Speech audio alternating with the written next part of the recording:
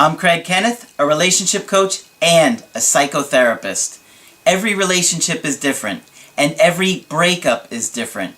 Work with me, and you'll get professional help on your situation. Just click on the link in the description below, or go to my website, askcraig.net.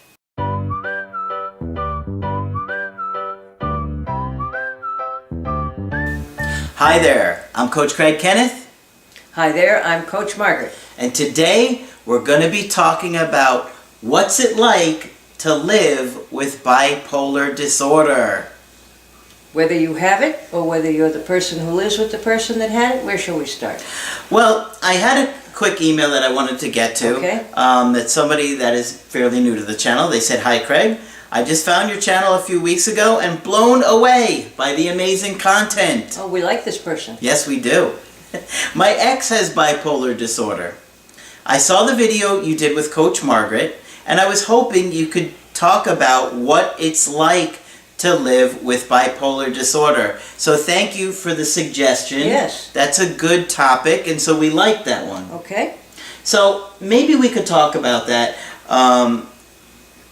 I think a lot of people would probably wonder, what is it like to have bipolar disorder? Okay. I have treated many people who have bipolar disorder, and it's no fun at all to have it. Yeah. Okay? There's one pole of the two poles in bipolar that is a horrible depression. Yes. And that is horrible to live with. It feels like there's no hope, and it's just dreadful. Yes, it is. Okay. And my stepfather was bipolar, Right. and so I lived with this. Okay. Yes, you know what I've that's seen like. this many years of a horrible depression where somebody's just lying on the floor, watching TV, drinking themselves to, the point of unconsciousness. They're desperate to feel differently inside. Yeah. And so, And how one long aspect of it is the whole miserable. I'm so just. I have no energy. I don't do anything. I can't go to work. I'm losing my job. So it would get worse and worse as time went on. Completely overwhelmed. And you'd lose more and more. Right. But the other end of it is The manic stage. Now the manic stage I've had explained to me by several clients that if you're truly manic, if you're at the full end of the bipolar disorder and you're truly manic, there is no more magnificent feeling on earth than mania. And people try to describe it to me, and it's hard for them to describe it, but you just get the idea that no one but a manic really knows how wonderful it is. I imagine it would be like if you're There are no problems. on morphine or something. Yes, at least. There are no problems. You're omnipotent. If you do anything outrageous, you won't get caught. Half the prison system fell into that one. And sometimes what I tell people is the thing with mania is it lies to you. And one of the secrets of living with bipolar is to know when you're starting to head toward the manic stage. That's right. But a lot of people, when they're there, they don't want to get on their medication. No, because it brings them back down to normal, and mania obviously feels a whole lot better than normal. Right. And oftentimes if you go to a psychiatrist or a therapist or anybody at that point in time, they misdiagnose you if you're in the depressive stage. Sometimes frequently people get diagnosed with just plain depression. And then they're given medication for the depression. But because that ups their mood, it can often throw them into mania. So you have to be very careful around diagnosis. If you have someone you think might be bipolar, be very suspicious if somebody wants to medicate them for just depression. Yeah. The difference is there are antidepressants which can make you manic in a couple of days, or there is mood stabilizer medication which will make you truly better. Sometimes in a couple of days. Yeah. Yeah. Now, the thing about bipolar disorder that's interesting is that, and we've talked about this numerous times, is that your theory, I believe it's your theory, is that it develops in babies who are left in the crib. I'm not going to claim it as mine. It was one of the early theories on bipolar disorder. And I have found over 35 years of being a therapist that when I don't know what to do, if I go back to some of the old stuff, it helps. One of the early theories was that if you're bipolar, that you learned to be bipolar when you were left in the crib too long, because you would be so depressed and so scared about being fed and changed and that it wasn't going to happen, that you had to develop some wildly wonderful feelings to live with it. Now, I can't prove that that's what happens, but it makes a lot of sense to me. So it's a way to think about it, that it doesn't come out of the nowhere into the here. Mm-hmm. And many of the symptoms we have are originally adaptive, okay? But it's very clear that there's no worse depression in the world. Mm-hmm. If you like old explanations, here's another one. They used to say that if you want to tell if somebody's manic, ask yourself if this person would enjoy directing traffic in a Santa Claus suit on the 4th of July. And that will give you... Sounds like my stepfather. Oh, dear me. Oh, dear. He had a Santa Claus suit, actually. Of course he did, yes. Did he direct traffic at all? He probably did. But it's just to show, it's an example to show the extreme craziness of being manic. I worked with a man one time who had flown a plane under the Mystic River Bridge in Boston and thought that was a perfectly reasonable thing to do and didn't know why he was in jail or why anybody thought he had a condition. People do absolutely crazy things. I know a perfectly reasonable housewife who bought a boa constrictor pet for her children who didn't want it. People do outrageous things that get them in trouble. But the most common complaint we hear is that so-and-so has angry outbursts. That's what usually gets you into treatment. I don't know what's wrong with my boyfriend or my girlfriend. All of a sudden, for no reason at all, they have an angry outburst that just doesn't relate to anything that went before it. It looks like it comes out of the blue. And people with bipolar disorder, no matter what phase they're in, tend to be irritable.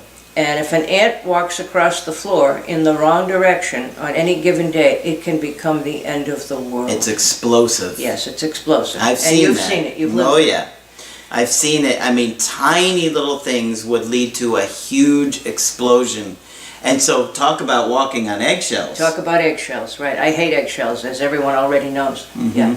Yeah, but it doesn't make any difference because whether you walk on eggshells or not, still the first thing that comes along is going to upset them. Yeah, and it's just, when is it going to happen? Right. What is going to be that little thing that creates or causes it to happen? Right. And then the aftermath. Right. And I do truly believe that bipolar folks don't always remember the magnitude of what they did. And I'm not even suggesting that they're in denial. They really don't altogether remember. But now we have cell phones, and you can film anything you really need to. And if someone does that, I won't say to a bipolar person, but for a bipolar person, usually they're quite shocked when they see that they really were scary and they really did raise their voice and they really did threaten and they really did do all of those things. Mm-hmm. And it's not to beat them over the head for it, but to just let them know how serious it is. Yeah. And so it's really angry outbursts that bring most people into therapy. If you're kind of depressed and sucking your thumb, somebody's going to get upset, but not as quickly as they will at the angry outburst, right? Mm-hmm. Now, did anybody do anything for your stepfather when he would lie there? For how long? How long at a time would he? Oh, months at a time. And he would be on medication, then he'd be doing great. He'd be doing great at work. He was great at sales. Right. I'm sure the best salesman on earth, the manic. When he was on the medication, but then he would quit jobs where he was making amazing money. Wow. Just because the boss would say one little thing to him, he'd get all offended. Next thing you know, he's laying on the floor for 3 months. When he was in an irritable state if the boss said the wrong thing. Mm-hmm. Right. Very sensitive. What often happens is that we don't know the course of bipolar disorder. You can track it if you have it for a long time, and you can see probably some pattern of ups and downs, but we really don't know the course of it. If you have bipolar and you stay on your medication, you can lead a perfectly normal life. Yeah. But what seems to happen is that if you've been in the middle, and of course that's where you want to be, you don't want to be too depressed and you don't want to be too high. If you're in the middle somewhere, you're good. But if mania comes by and says, here, I'm here again, and I know you enjoyed me last time I came, maybe you want to stop taking that medication. So what happens is when the pole starts to go upward toward the manic, many people say, and you can understand if you know about mania, I'm wonderful. I don't need those pills anymore. I'm great. I'm going to stop taking them. And then we're in trouble.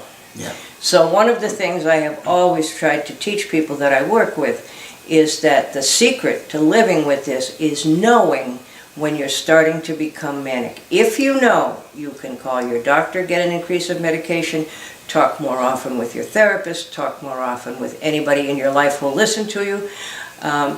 Just talk. And that will help. But it's going into the manic stage saying, I don't need those pills anymore, that gets you in trouble. Now, I had an interesting question recently where somebody even asked me, well, can you kind of have bipolar disorder? No, there's nothing subtle about bipolar. There's nothing kinda. These are the most dramatic people in the world who can be the most dramatically depressed or the most dramatically manic, okay? So there's usually nothing subtle. Now, you can have a mild episode, okay, where you're either depressed or manic for a brief period of time and you come out of it fairly quickly, and then you've been very lucky. But you'd always be at risk of a more severe episode at some point in the future. And then people will say, well, why do I need the medication? I'm not having those symptoms. You're not having the symptoms because the medication is working. You don't want those symptoms. No. Okay? You don't want them. They get you in trouble, even though the mania feels so good. So you can understand why people get as confused as they do. Yes. And people were surprised when I would ask them what it was like, but very eager to talk about it. It's the most wonderful thing you can imagine. Now, the other thing to think about is if you're in a relationship with somebody who is bipolar. It's not easy. Well, if it's not easy, no. What I'm thinking is, okay, they could all of a sudden be in the manic state. They could cheat on you. They could suddenly find the person of their dreams, right, and then all of a sudden end your relationship, right, in the manic state. They could, I do think that a lot of bipolar people will act out sexually. That's one of the other problems with the manic state, is that people do things they would never do in a normal state. Yeah. And so if you have a partner that's doing this, they might break up with you. Right. And then all of a sudden they go through this manic stage, and then they could crash. Right. Right? And they'll call you depressed from the hospital. Yep. Or you'll see them as, they'll know what's going on in your life, and they're all depressed, and you're like, what do I do? How do I help them? They don't want me back right now, because now when they're in that depressed state, they're not interested in being in a relationship. No. And there really isn't anything you can do, because if you think you can reason with a manic person, you're very wrong. They can look like they listen to you and they hear you. And I've had people tell me stories that sounded perfectly reasonable while we had the conversation in the office, and 10 minutes later I'm saying, wait a minute, this is what they really said. And it's quite dramatic. But, I've been hoodwinked several times. Adolescents are very good at that, and there's nothing wilder than an already wild adolescent who's manic. The bottom line is the medication. If you're serious and you're manic, you cannot stop the medication. Yeah. But what you can tell is when you're tempted to. And I've worked with a client for many years who was redeemed only by her good sense in not stopping her medication. That worked for her. But it isn't easy, and apparently, the manic state is like a golden vision out there. So again, explanations are not excuses, but again, it's on the manic person to stay with the treatment, and you really have to. Yes. The other thing that happens if people are prescribed medication is there's no one medication for bipolar disorder. And remember, they're called mood stabilizers, so they tend to bring you down from the mania or up from the depression. And if the first round does, different combinations of medications work for different people. And if the first combination doesn't work, you need to stay with your doctor, because it can take 2 or 3 trials to get the mix that works for you. And people get very frustrated Yes. when they go one time and the medication doesn't help. Right. But it does take a few times, and I can It tell you, does. in my experience over the years, clients would always complain the first few times, I don't like it, it makes me feel like this, it makes me feel like that. Okay, but let's get you on something that you do like, and it's going to take you, about a month before you know how helpful it's going to be. If you've got somebody in the manic state and they get on the right medication, you do know fairly soon. It takes longer with the depression. The other thing is there are new medications being discovered every year. And this is a big problem worldwide. And I remember at one time it was the leading cause of disability in the world.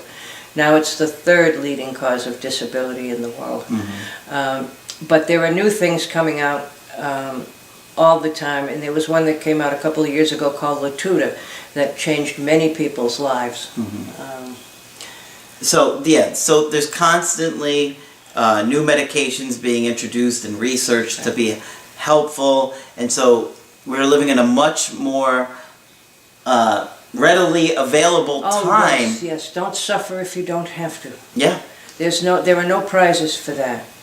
And so, if you're dating somebody, in a relationship with somebody that is bipolar, it's so helpful to talk about it. Yeah. And, You have to talk about it, because it would be unfair to get into a serious relationship with someone who didn't know.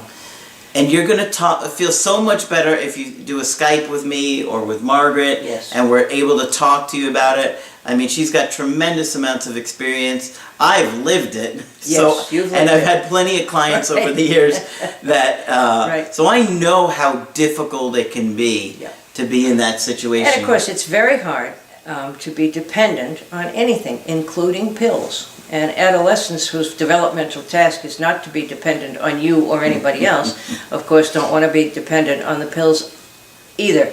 And the thing is, there is no other treatment for it. It so messes up our chemical system that you could do the most brilliant psychotherapy on earth and it wouldn't help. But the combination of the medication and psychotherapy will absolutely help.